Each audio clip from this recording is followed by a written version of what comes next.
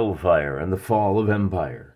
The year is 2951, and our little corner of the empire, the decapolis, which we've rechristened the Hippolytan metropolitan area, we got these 10 cities here, and we got some issues. We got a lot of bad guys surrounding us. We thought these mountains and hills would keep us safe.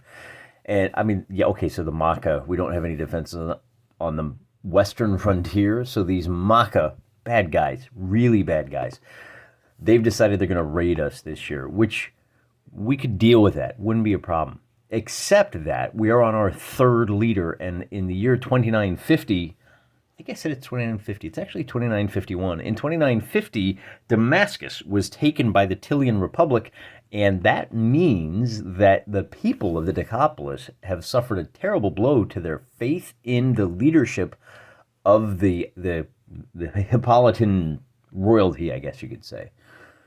So in just about 10 years, they're on their third leader. It happens. And they deposed him in his first year. So we have a usurper now who has taken over 5 of the cities. And those 5, it just turns out, we dealt out cards. You remember this from last time. I'm just filling you in because it's been a week. We dealt out cards, and it turns out that the 5 rebellious cities are Scythopolis, Hippos, Pella, Gerasa, and Katha. That's this guy over here. And oddly enough, they decided Katha would be their hometown. So based in Katha. And they are going to want to take over the rest of these towns. Unfortunately for them, in the first year, while they're still getting things put together, the Machans decide they're going to raid. And so we went through this in the last video. They had to pay off the Machans. Leave us alone this year. Let us get our stuff together. Of course, the Machans are taking advantage of all of this discord within the Decapolis.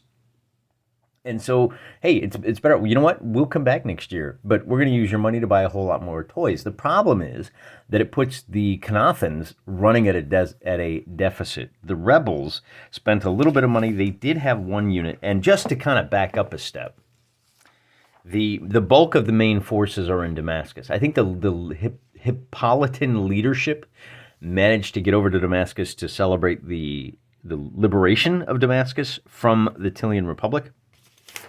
And the loyalists, so split 5 on 5.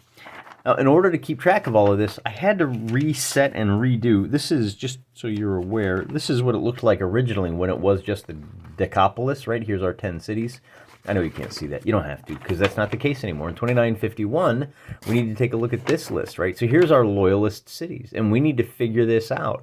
The population of Gadara is still 10. We've been hemorrhaging population as the cool kids decide to go back to the planet Kaisan to be with the Kaisan Emperor, who has abandoned us and left us to our own. So we have a lot of population loss, and this year ain't going to help. So that means we've only got 48 population, and it just so happens, based on the card draw, that the rebels have 44 population. So a little bit of a financial advantage on the side of the loyalists. But remember, the Kanathans, because this is where we did our research and discovered energy weapons, they've got the ability to replenish energy weapons, and the loyalists don't. That's going to be an important thing. So this is what I did to kind of simplify things a little bit. Likewise, I rewrote the orders of battle. This is all of the forces that the loyalists have at their command. This is their popular army. They do have these unpopular front mercenaries. It's just one company with a light tank, but you know, they might be the difference maker. We've got an electronic countermeasures company. We've got a field medical team, an engineer battalion, support battalion, and then we've got 2 battalions of regular infantry. These are leg infantry. They don't have quick response time. Okay, going to take a while to get them into position. All the rebels have is the 1st Kanathan veteran infantry. These are mechanized infantry, fast, flexible. They also have the support of the remaining Kaisan military forces who haven't left yet, particularly this aircraft squadron. That's going to be a real thorn in our side. High-tech artillery. They've got a support battalion so they can recover their losses, but they don't have any of the field medical. So interesting little scenarios can develop here. And in fact, in 2951, we have another real difficulty in that. So we figure out who's going to be raiding the Decapolis, in addition to the 2 Makan raids, which were paid off, which left the rebellion $7,000 in debt. And here's what that looks like. So here's what we had. We had 2 forces of the Makans that cost them 11,000 credits to buy off. Well, they were going to raid Damascus. Not going to happen now. Oh, I'm sorry. That's the Machins. The Grey Horde, remember those guys. These are the guys that are basically Mad Max types. They've got 2 units of mounted, 2 infantry, basically they're 2 companies, 2 squadrons, I guess you could say, of beast mounted infantry, or beast cavalry, I should say. These aren't dragoons. We do have 2 companies of regular infantry and then 1 technical. So rather small raid, and unfortunately for them, they're hitting Damascus where the bulk of the loyalist might is located. These are the guys that work. Oh, that's not my order of battle. That's where most of these guys were staged after retaking Damascus. So then you roll some dice and find out that Grey Horde raid is going to be in July. All right, that's pretty cool. But basically what we're looking at here is that the military cost for the rebels, they're going to start off next year with minus 7,000 kilocredits. So if they want to break even, they're going to have to raise taxes. That's going to make everybody angry. It's probably going to throw some support back towards the loyalists. Hey, but we might lose 1 or 2 cities, but at least, taxes weren't too high. These are my kind of people. So where does that leave us today? Well, if we're in 2951 and we have to find out what happens, then we have to figure out a couple of things. We have these 4 companies of guys that are going to be raiding Damascus. And let's turn our attention to the map here real quick. And so what that means for our loyalists, there's a couple of things. If you send a military force to besiege a city, there's a chance that the city will flip over to your side. And if we can reclaim Katha, then maybe we can deny the ability for the rebellion to develop more of their super weapons, their energy weapons. More to the point, maybe we can convince the Kaisan to sit out next year. Hey, why don't you just wait and see what happens, right? So really complicated situation here. But because the rebellion doesn't have, there's a couple of big questions here, right? One is, it was really easy for us when we were the only guys in town, when I was playing against the AI, to just assume, and it's what is recommended by old Jim Webster. Hey, Jim, he pops down into the comments sometimes. And, so make sure you're reading all the comments because they're great. He says, just figure out who's going to do what and then plan accordingly. You've got a really good intelligence agency. Our intelligence agency has been very good at assassinating the leadership of these guys, which keeps them off balance and keeps them from raiding us. Not so much this year, but generally speaking, yeah. Okay. Other good things we have going for us, because we punched the Tillian Republic in the face, they're sitting out for the next 5 years. We don't have to worry about them until 2956. And the Popular Front, I think, is the other one that is going to be sitting out for several years, like 3 years. So we got some time to resolve the Decapolitan Civil War. But as I was saying, intel becomes a thing. Is Katha? I think Katha is going to raid Philadelphia in like June, middle part of the year, right? And then we'll. So that's going to be the first fight. Let me write these down because we have a number of fights we're going to have to get through. So one is the rebels strike Philadelphia, and that way they'll have 6 cities. They'll basically have the entire western side of the area. So they strike Philly. And I'm not sure what they're going to... Well, they're going to use the only thing they've got, right? With the mech infantry and all of their support. Plus all support. And on the defensive side is going to be the locals. Unless we dispatch some people from Damascus. But we have to be careful. Because whoever fights in June is going to have to race back in July. We know the Grey Horde is coming. And so that's going to be the second thing that happens is we'll deal with the Grey Horde hits Damascus. All right. And then that's probably like the checkpoint for us. Like what happens next? Geez, I'm not really sure. So we have 2 battles that we can work through in this episode. And then we can kind of step back and decide, do we want the, and I think we're going to want to. We've got 2 regular infantry battalions for the loyalists. So I think we use one of those with the support to help defend Philadelphia. Well, do we just help defend Philadelphia, or do we raid Katha with those guys while the big boys are out trying to take Philadelphia? And maybe that's what we do. I think that's probably the best bet, is that we're going to divide our forces. So this is happening in, as I said, June. the rebels strike Philadelphia. In July, two things happen at the same time. The Gray Horde is going to hit Damascus, and the Loyalists are going to hit, Katha, okay? And that may give us a little bit more clarity as well. If we trade Philly for Katha, that's going to lead to some difficulties for the rebellion. They may just have to make Hippos the seat of the rebellion again. That's where all the big political stuff is. The Kanathans are industrialists. I guess they tried to go Galt's Gulch, but on half the map. So that gives us three things to work through. And with that said, let's take a look at the rebels striking Philly, what that's going to look like.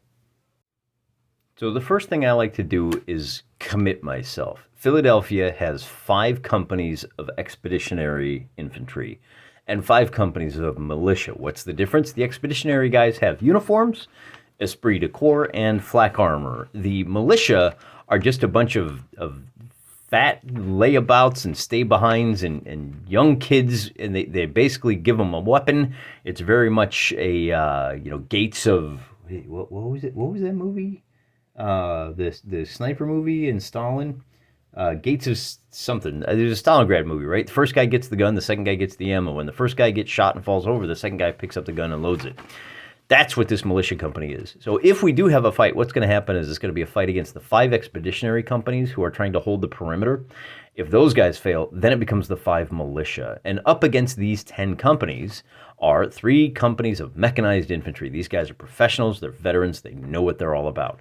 They are supported by a battery of artillery. The support company, that means they can recover some of the stuff. And then the aircraft squad. Remember, these guys are all Kaisanese.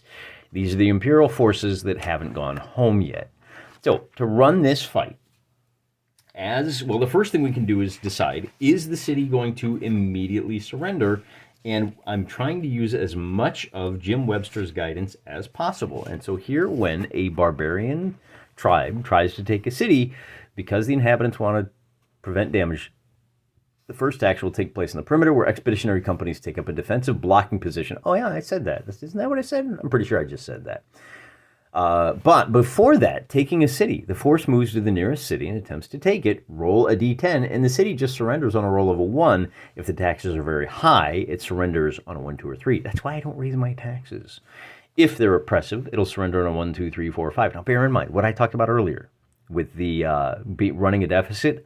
That doesn't apply yet. It would be the next year that the rebels have to raise taxes in order to gain enough money to spend enough and to clear their debts, right? If the taxes are ruinous, yeah, that's not going to happen. But so really, I don't have to think about that right now. Taxes are still fairly low. Imperial forces have been defeated in the city territory. It's -2. Philadelphia, that's not really the case, right? So really, we just have that 10% chance that I don't have to run through this battle at all. Fortunately, I have a 10-sided die. If I roll a 1, the city just surrenders without a fight. It does not surrender without a fight. So we actually have 2 battles that we have to deal with here. The first battle is going to be, as I said before, this 5 companies of expeditionary guys. They're very green. So let me back up a step. I am going to assume that in any instance where you've got 2 forces that meet, there is a 50% chance. Oh, I got that backwards. Let me put the 50. There's a 50% chance that one side or the other will lose. So the question that we have here, I'm a scientist, so I tend to think about things in sciencey terms. The null hypothesis. Wait, is it? I think that's the opposite, actually. The hypothesis is that the Kanathans are going to take the city. So there's a 50% chance that they take the city. Now that will go up. It goes down by a little bit because they're outnumbered. We've got 3 companies versus 5 in this first fight. All right, so that means, so let me just write this down. So it starts at 50. Do the Kanathans win? It starts at 50. Well, they're outnumbered by 5 to 3. So that number is going to go down to 40. Oh no, that's not good. But they are supported by artillery. And remember, we're just doing this first one right here. So this will go back up to 50%. And they are veteran. Now, I'm going to say that the being veteran puts them at 65%. It's worth a little bit more. They have better weapons, which I'm going to give them another 5%. So that goes up to 70. They have aircraft, which are terrifying. These guys are basically ground attack. So the question is, will they be able to smash through? And I am going to give this, the aircraft is, we're going to call that 85. I'm going to call it an 85% chance that the Kanathans win this fight against the 5 expeditionary companies. Okay, now what does this mean? We're gonna define this a little bit more. Okay, if I roll, and I should write this down, if I roll a 95 plus, not only do they fail, but they take half casualties before they retreat. If I roll a 90 or better, then they take a quarter casualties. And if I roll an 85 or higher, then they just retreat. It's a one-shot deal. They learn their lesson and they get out of there, right? So this is kind of with the 1 die roll, I have a little bit of a graded curve here. And if you guys think that what I've done here, this 15% chance that these 5 expeditionary companies hold out. If you think that this is crazy, just say so down in the comments. And I'm not going to spell out every 5% increment, but I will say this. The lower I roll, the harder they hit this first one, okay? In other words, I think what we'll do is if I roll anything over a 70, then they're going to, well, no, let's cut that down. We'll flip it around, okay? If they roll a let's see, it's an 85% chance. So if I roll an 80 to 85, that's terrible for them. They win, but they take half casualties. And if I roll a 75 to 80, then they win, but they take a quarter casualty. Okay, and then likewise, the lower this number, the worse it goes for the Philly. But remember, they're trying to liberate these guys. So maybe they don't slaughter them all. Maybe they don't take them prisoner. And maybe the lower the roll, the worse off it gets because the more devastation is hit by these zoomies just hammering at the gates too hard. So here's our roll. We got an 07. So this is an double 07. Look at that. So spies, the gates are opened, and these 5 expeditionary companies are barely an inconvenience. So that means trying to face these 5 militia companies on the interior. How much damage can we do? I'm going to do the exact same thing, but because these are militia companies, they're even worse. They saw the experienced guys hightail it out of there. I'm going to roll another D percentile, except this time it's going to be 97. So it's going to be on 100, 99, and 98. That's the result. And we get a 12, what is that, a 12 altogether? So this is just an absolute cakewalk for the Kanathans. They suffer very few casualties, and they are going to be able to put their own guys in command, and they're going to be able to, so what we'll do is we'll leave the support battalion behind, or whatever, company behind, and all of these 3, I should point out, I left 1 battery of artillery behind in case they got just absolutely pasted by the locals. Didn't happen. So what that means is I have to say that Philly has fallen. So Philly is now taken by the rebels, right? So that's for 2952. And they get back to Katha, which might affect the calculus for the 3rd fight of this year, but we haven't got there yet. The 2nd fight, so this was in June. Then we repeat the process, and of course this would make a fine miniature war game if you were so inclined. I'm really chiefly interested in the logistics of this. The Grey Horde hits Damascus, and what I've done is I've already declared that the Loyalists are going to leave behind 1 battalion of regular infantry with the heavy armor. That's it. Well, you know, and probably 1 company of recovery support. We'll send the 2 companies with the other regular infantry going to take Katha. Along with the engineer battalion, we'll send, we've only got 1 field medical, huh? I've got 3 of those, actually. We'll leave 1 behind. That'll help us with our casualties. And then the counter battery, we're definitely going to take that to Katha, right? So really, it's just these guys and the local boys. Maybe we leave the mercs too. I don't think so. I'm gonna pay them for the year, but I'm not gonna have them fight the Grey Horde. I'm just not. I don't trust these guys right now.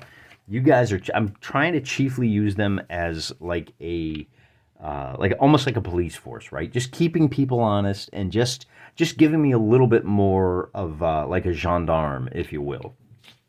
Okay.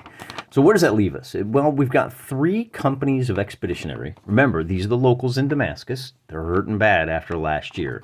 And I imagine that the Grey Horde, what happened is, remember that last year we hired them to help drive off the Popular Front? So they came over here and they fought over here. And then on the way back, they crossed the bridges of Damascus and were like, wow, that's a pretty nice city you got here. A lot of fine jewelry shops, huh? Oh, there's some pretty good stuff there. They took some notes, and now they've come back to extract a little bit more payment. But they didn't bring a very big force, and that's going to hurt them because they've got a total of 4 companies. Now, I've got my 3 expeditionary, right? Regular weapon, flak armor. I've got my 3 militia. They're in the downtown core. And then these 3 expeditionary companies are going to be stiffened by 3 companies of regular infantry and a heavy tank, which is going to put paid to the technical if it can. So once again, what I would suggest is if we had this force fighting this force, there's a 50% chance. But because in our first round, we have got 6-4, because we've got the advantage in a heavy tank versus a technical, again, we start at a 50% chance. But remember, these are raiders too, right? So if these 3 are delaying my defenses, but I have 3 companies of regular militia back, then really what we're asking here is not who's going to win this fight. The regulars will win the fight every time. What we're asking is the Grey Horde going to be able to launch a raid? And how much loot did they get away with? In other words, how much is it going to cost me off of next year's budget or income? And how many casualties did they take? So this one, we can actually think about this from a couple of different perspectives, right? It's going to be how much loot did they get versus how many casualties did they suffer. And this may be a question of, right, we can put together almost like a 1 to 10 on loot, 1 to 10 on loot, and we can put together a 1 to 10 on casualties. So this is how many casualties they took, and this is how much loot they got. So I'm doing things a little bit different here, okay? Now this would be great for us. If they suffered 100% casualties and they only got 10% loot, that would be ideal. Now, in the rules for raids, it says they take 2 points of tax income. I've only got 6 tax income altogether. So instead, what I'm going to do is I'm going to say that I'm going to roll a D8, actually.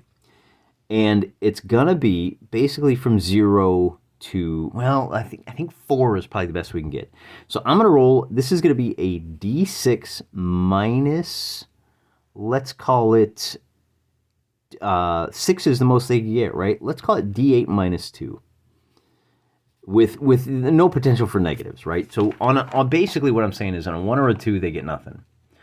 On an 8, they get everything, okay? But they might get everything but lose everybody. And I got to know the casualties because that tells me how long it will be before they return. So a simple D10 for casualties. This is the percentage.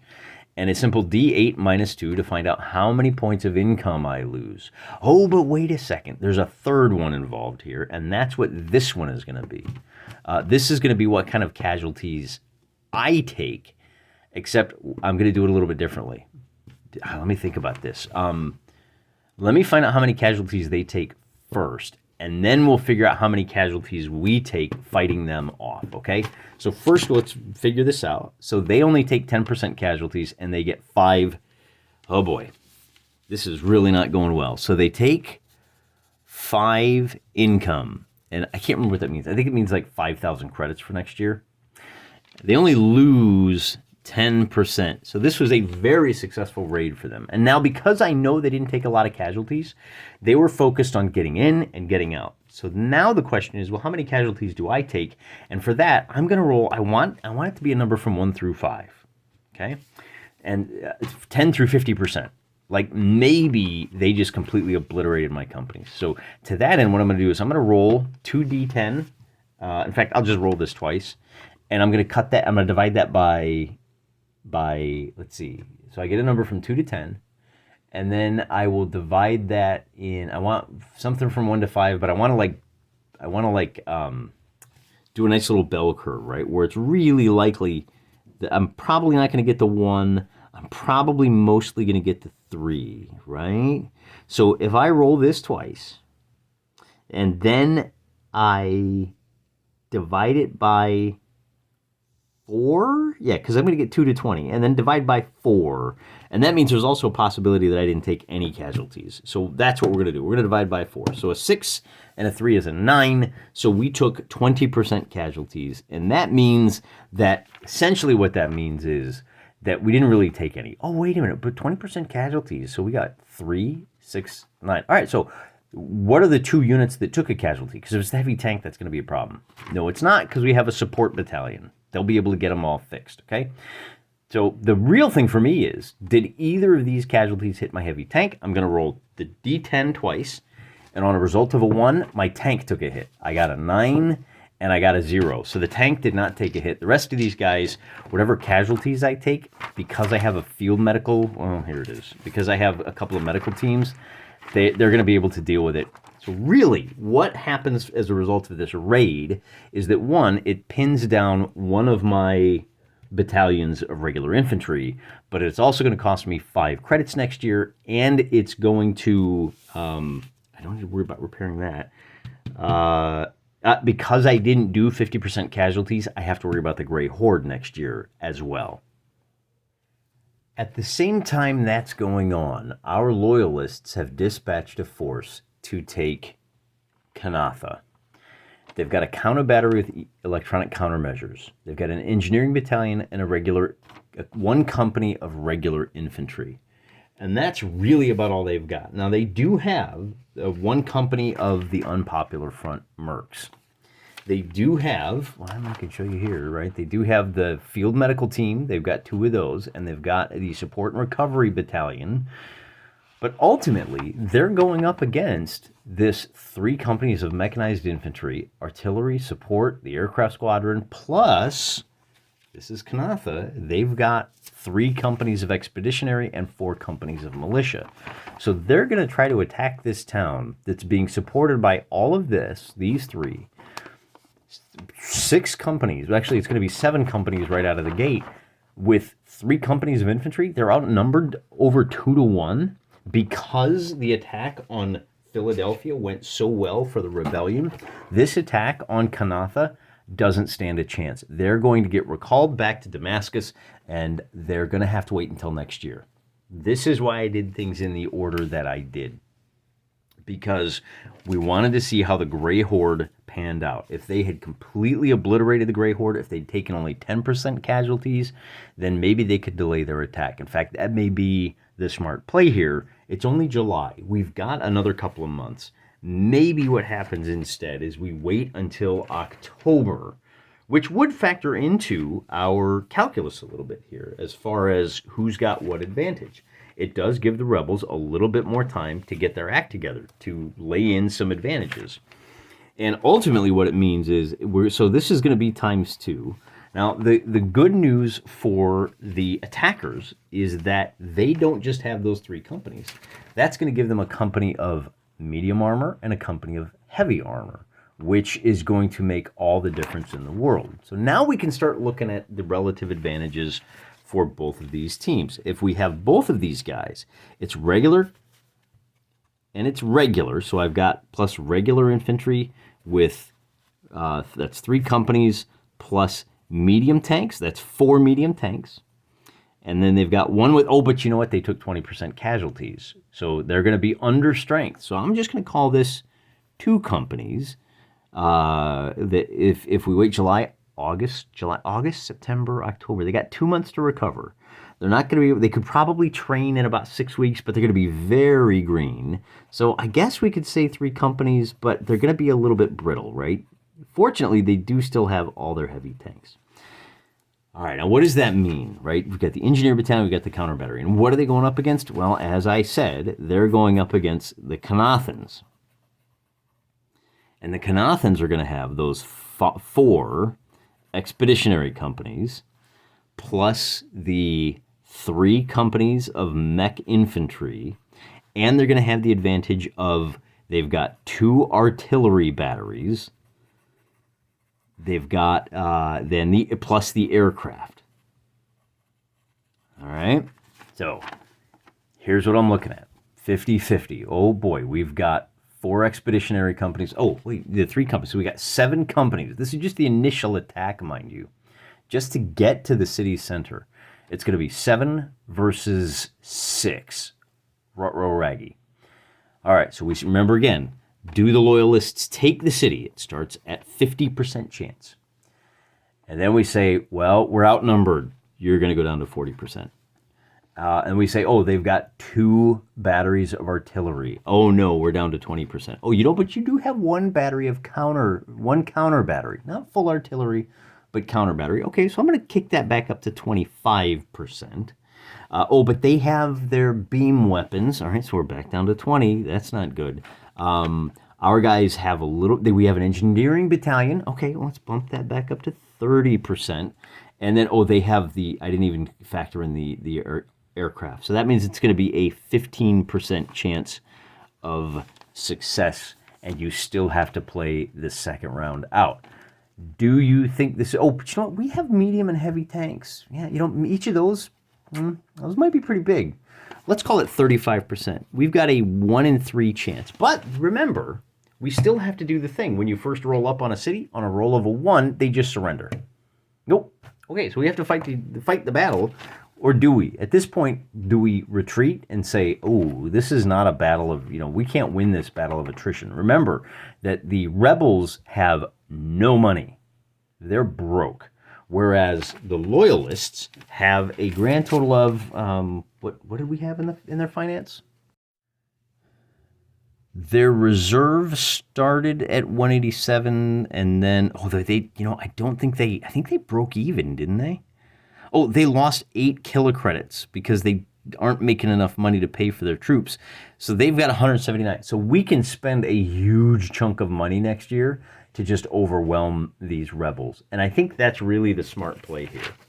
With a 35% chance of success, if we roll anything above a 70, that's it. It's going to be game over for the loyalists. In fact, that might even end the campaign. So I think, based on running the numbers, and essentially what we've done here is we've gone through and just kind of back of the envelope, counting on our fingernails, let's say 10, 20, okay, what the staff, the military staff of the loyalists would have done back in Damascus. So they go, they make a show of force, they say, lay down your arms, can somebody open the gates for us? And the people said, we ain't no Toledo, GTFO, LOL, LMAO even, and the loyalists have to retreat back to Damascus. And so ultimately, this is a disaster for the loyalists because now it's these 6 cities, and the loyalists are only going to take income from these 4, but they do have a massive war chest that they were able to smuggle out of town. So in our next episode, we'll figure out what the order of operations will be for 2952, and that money's not going to do us any good sitting in the piggy bank. The Hippo Bank, I should say. So we're going to spend it generating some overwhelming force. Now, we will be limited. Remember, Gadara, Rafana, and Dion. Oh, these are the big cities, right? So Philly is down to 10. So we've still got some pretty big cities to count on for income. And while we might not make any income, because just looking ahead down the road a little bit here, remember that the loyalists, their military is going to cost them $98,000 a year, where, $95 for these guys. So, they've got some pretty pricey units here. Maybe we should have brought the mercs. If we threw the mercs into that battle, it would have been a 40% chance. Still not good enough. So I think we're making the smart call here. Tell me if you think this is a stupid way to do this. Bear in mind, I am essentially just using the old noggin and grinding the old gray matter computer to come up with a little CRT table of my own. And you can do this for yourself. Essentially, I'm just using that thing I said never to use. I'm just using rule 0. Well, hold on. If you're making up a game on your own, it ain't quite the same. I ain't telling you that I'm playing Hellfire. If I said I was doing this Hellfire campaign and that I was using these rules, and then I came up with a nonsense little, die rolls like this, and I told you that that was Hellfire, then I would be being ridiculous. But I'm not ridiculous. I'm actually pretty awesome. You guys are pretty awesome too. Give me some more advice. Tell me if you think that my odds were way off down in the comments, because I'm a big boy. I could take it. Till next time, I'm praying for you.